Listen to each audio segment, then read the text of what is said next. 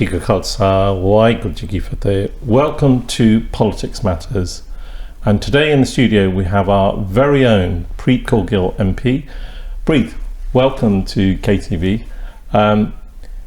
It's been a long 2 years since you got elected as an MP in 2017, and what's been hanging over all politicians since 2016 is Brexit.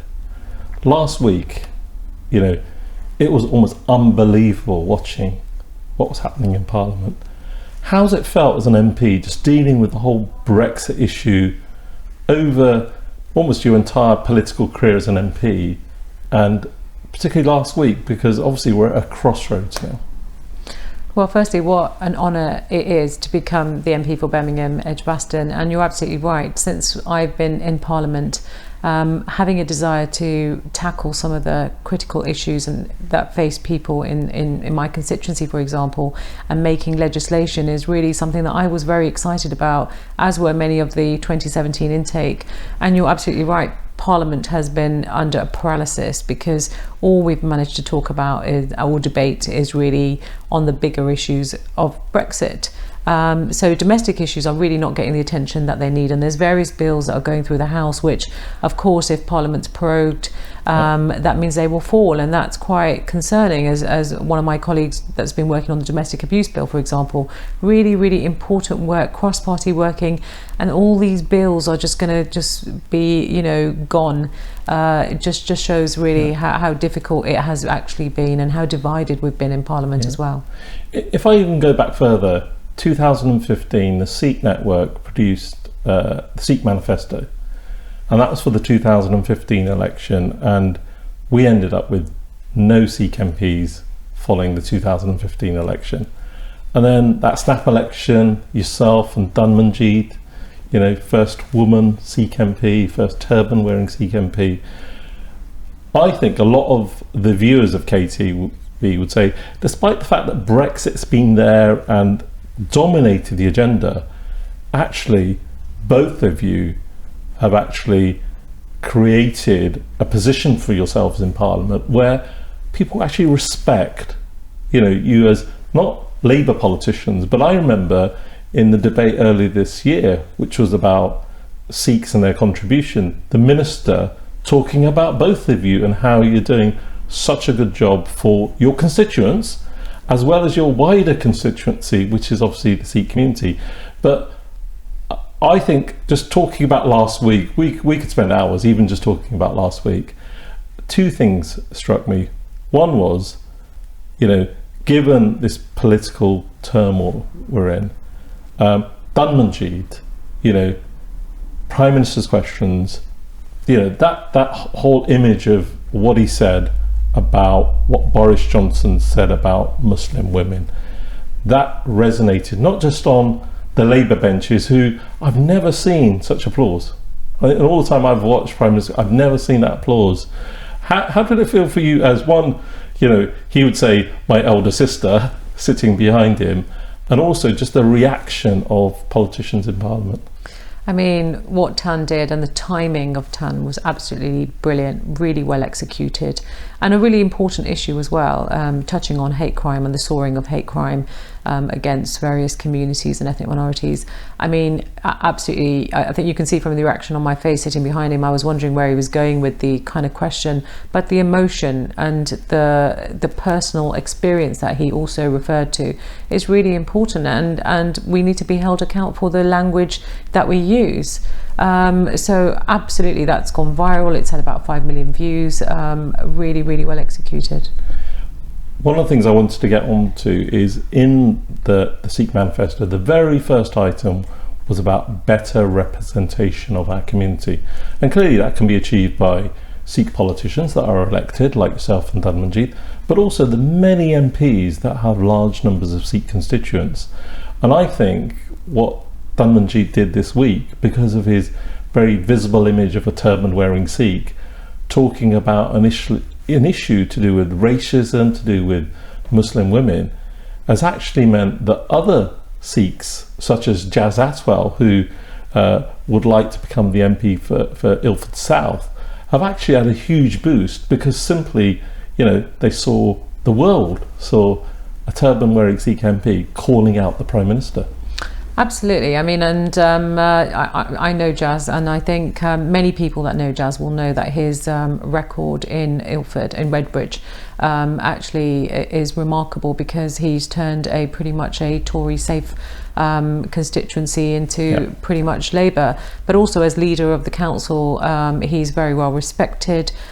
He's been able to run that council so effectively despite all the local authority cuts that we've seen across the country, and I think he stands in really good stead.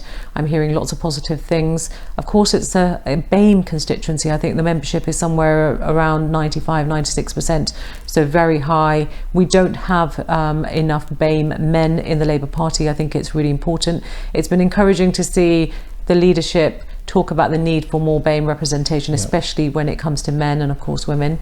So I'm really hopeful that he will be the candidate for Ilford South. Obviously, the whole issue about people entering politics, yourself and Dhanmanjeet, born and bred in this country, Jazz, I've known for a very long time, spent most of his life here. Almost, what would you say to the KTV viewers, particularly the youngsters that might be watching this programme, about why it's so important that Sikhs have succeeded in many spheres, but when it comes to politics, we still quite haven't, got to the point where we can feel, we're fairly represented, almost like a direct appeal to the audience here. Well, I think things are changing. I'm starting to see lots more young people become more enthusiastic about politics and wanting to get involved. I mean, one of the things in my constituency office I've done is open it up to so many young people. Every single week we have different young people come in to find out what it is that members of Parliament actually do in the constituency and also in Parliament. I would urge you, if you are interested in politics, get involved in your local party. There are lots of ways of becoming politically active, whether it's campaign related, whether it's, as I said, in your local party and you want to stand as a councillor, or you want to become an MP. Whichever party you feel reflects you, then join that party, become a paid up member, because that's really important, especially if it's the Labour Party you're interested in, because you've got to be a paid up member for a year before you can stand. And I will say we, do important work, whether it's local or national, around legislation and policy initiative, and that really matters. Our voice does matter. We've seen, as you know, the lack of data, for example, something that I have become much more aware of as becoming an MP. I mean, of course, in Sandwell, as a councillor, I was aware that there's a huge deficit and disparity in terms of data on Sikhs, and that's quite shocking. I don't think people really understand what that then means in terms of translating into inequalities. Because I think a lack of data just means you're ignored. That's what it boils down to. I'm going to touch upon the possibility of a general election, but I really wanted to, because when I appear on KTV, people start asking about deal, no deal, what does it mean? I think what last week showed that there were people that put their whole political careers on the line in the Conservative Party. They were prepared to be thrown out of the party because they felt so strongly about there should not be a no deal where every single person in this country would be affected. Basic food, medicine, all sorts of things where, politicians that potentially wanted a no deal would be risking people's lives, literally. How did it feel watching people like Ken Clarke, Dominic Grieve, Oliver Letwin, people that have been ministers, Greg Clark, Justine Greening? These are massive names, being in government, being ministers. How did it feel? How did it feel outside the media limelight that people were so passionate about putting the country first rather than their political parties?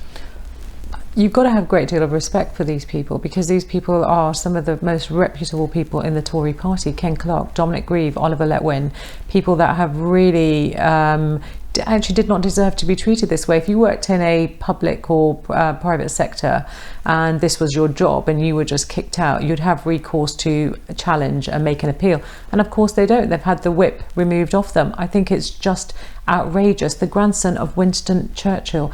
I mean, who would have thought our politics would have come down to this? And actually what Boris is doing is acting like a dictator. The fact of the matter is, across, I'm really quite annoyed when I hear people say that there's a lot of scaremongering around no deal. Well, no, there isn't. If the city headlines in the Telegraph read that they would prefer Jeremy Corbyn as the leader as opposed to no deal, I think people have really got to take note and stop buying into this scaremongering or feeling that actually that is not the truth, because actually it is. We know it's going to be catastrophic. The question we've got to ask ourselves is, why is Boris thinking that that's okay as the Prime Minister to put us in that position? And that's because Boris only cares about one thing, and that's him being a Prime Minister. And the fact that we saw his brother leave just made us all think, well, if he doesn't trust him, why should we? And I think you've summed it up. That first week for Boris Johnson when he got back to Parliament, it was almost like, I wouldn't say one mistake after the other, because he created this situation by proroguing Parliament, by saying threatening people that they would be thrown out of the party. But by the end of last week, his options were just running out. When we talk about a general election, clearly the opposition parties came together and said, first and foremost, we must stop a no deal in the interests of you and me and everyone else that lives here. Absolutely. But I guess that real sense is that we now have a minority government.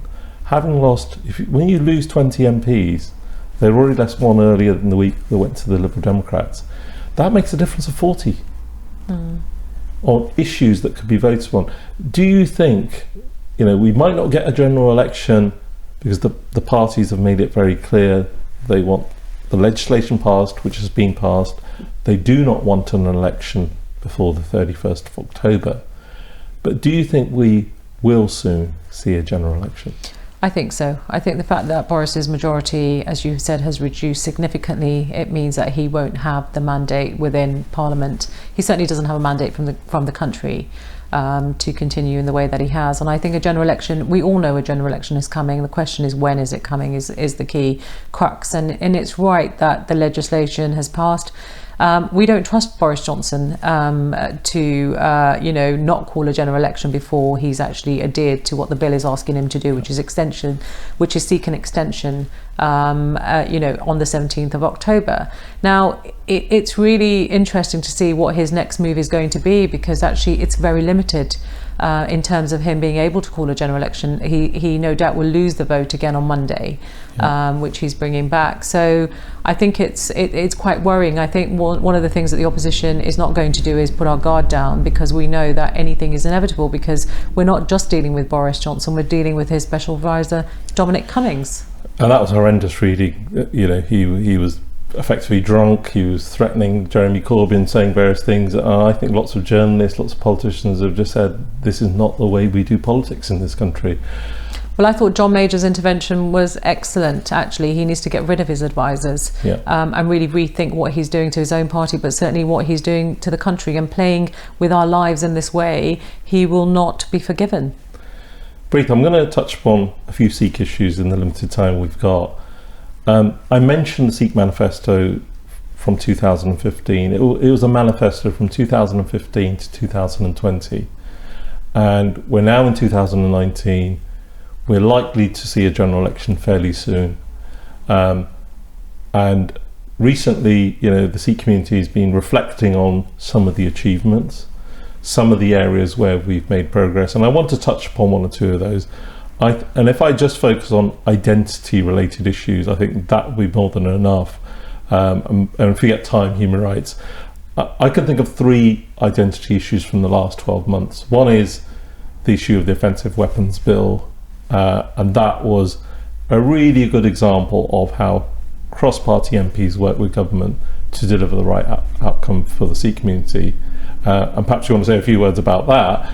But the other one I really want to touch on is the census, where, last week, we had in a sort of two-pronged approach. There's always going to be the political side of things, but at the end of the day, laws are passed by politicians. But quite separately, the community has been challenging ONS through the courts. And last Friday, we had the High Court decision that there would be a hearing in early November. And that's really sent a signal to government that actually an independent judge has looked at the arguments and the counter argument and said there is a case here, and now the government will have to explain its decision, or I would really say this is unfair on the government. It's ONS, the Office for National Statistics, that made that proposal not to include a Sikh ethnic tick box. Perhaps you want to address both those issues, and I'll touch upon the third identity issue.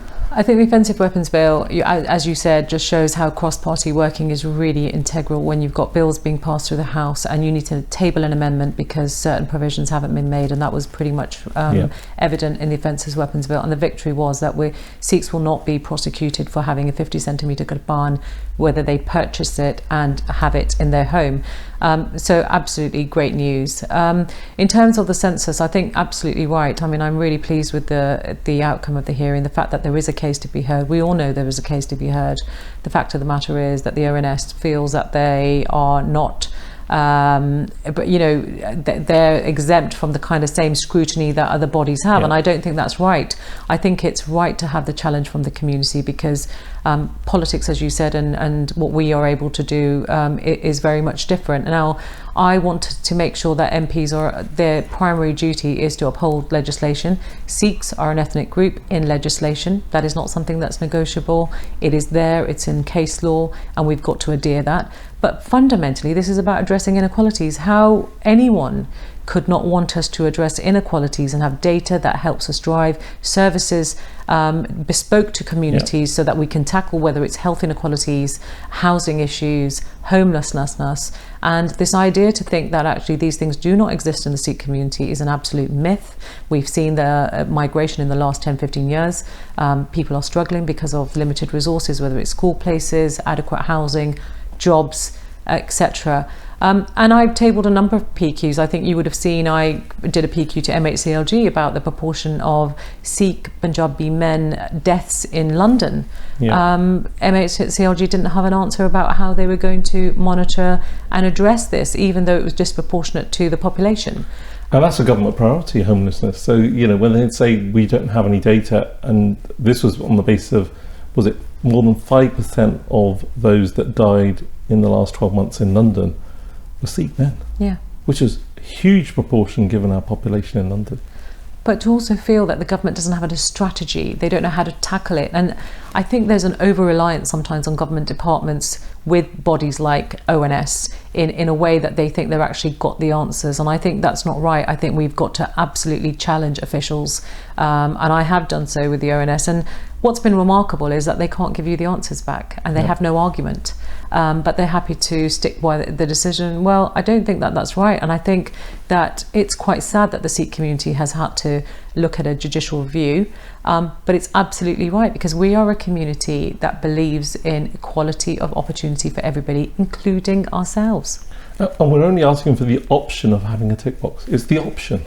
Absolutely, and we're I think not this denying anyone a choice. No, absolutely, and I think it's a shame that the census bill had to be pulled last week, because you're absolutely right. This is only giving people the option.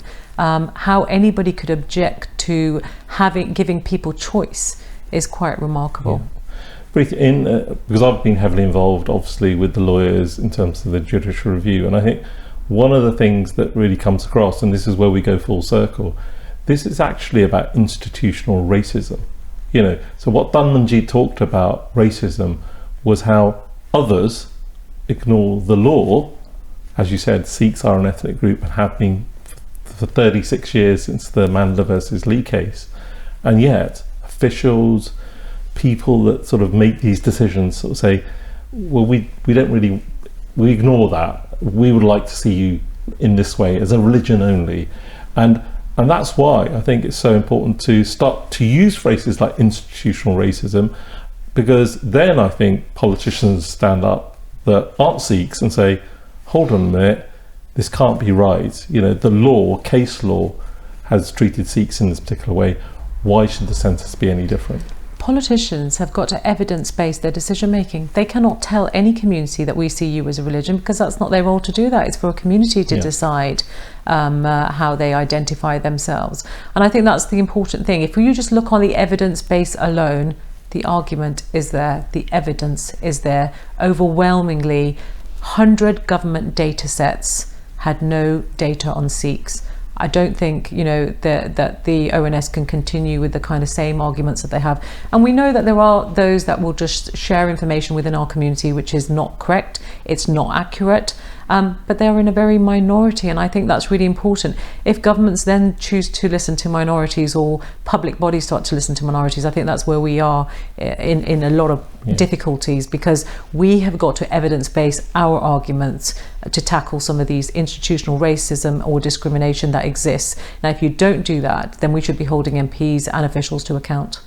And I think that's the beauty of a judicial review, because it allows a judge to look at that evidence. And I think everyone that's looked at evidence that isn't a Sikh says, and I remember the exact words with you, this is an open and shut case for the community. Preet, I'm going to touch upon one other identity issue, because I think it's been an achievement and it's been a very long year, and that is the Sikh sacrifices made in the First World War. And we saw that wonderful monument outside Guru Nanak Gurdwara Smethwick unveiled less than a year ago, and we've seen now a site allocated in London. These are important achievements for the community and our forefathers, and actually for future generations. Absolutely. I think the Lions of the Great War statue has been remarkable. So many people I speak to from all communities say how wonderful it is that we are celebrating those communities that have lived here for a very long time. Yeah. Their contribution in World War I and World War II, and I'm really pleased that there is a site identified. I think the London site does need to be pushed. We need to make it a priority, because I think it is important. So many people still don't know. And until we reform our education, until we teach people about Britain's colonial history and past, and the Raj, people will really never understand our contribution and why it is, why things like the census are important to us. Because on one hand, you celebrate so openly our contributions, and then on the other hand, when we talk about inequalities, you don't want to listen, and you turn a blind eye, and then you choose to listen to the minority population who actually haven't really understood the argument, and that is not right either. So I think many Sikhs I speak to, actually affluent businessmen, they say this themselves. They say it's okay for governments and bodies to celebrate us when it suits them, but actually on the real issues that we face, they don't want to really address this. And just two final things before we wrap up. We saw the 100th anniversary of Jallianwala Bagh, and disappointingly we did not see an apology from the Prime Minister.